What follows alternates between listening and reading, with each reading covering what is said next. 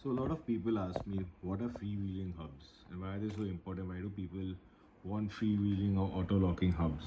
So now let's take this vehicle. What I'm doing is I'm going to put it in two-wheel drive. So this was four-wheel and I'm going to put it in two-wheel drive.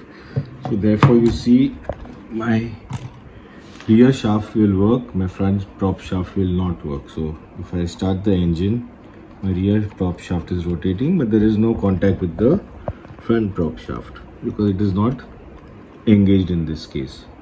So when you're driving normally in two-wheel drive, your power only comes here. There's no power to your front prop shaft. But actually what happens? So when you are actually driving, you see the prop shaft is moving because these axles are connected to the differential, which is connected to your front prop shaft. So this keeps moving. So what a freewheeling hub does is from here it would disengage the axle. So there are locking hubs here. So this and this axle will be disengaged. So when these two axles are disengaged, the wheel freely moves without turning the axle. And when the axle doesn't turn, the prop shaft doesn't turn.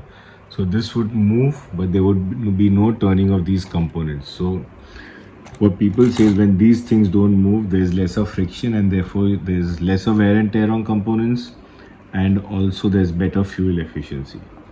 So this is the advantage of freewheeling hubs, but the disadvantages are that sometimes you might forget to lock it, or in auto locking hubs they do require more maintenance than fixed flange where you cannot lock and unlock these hubs.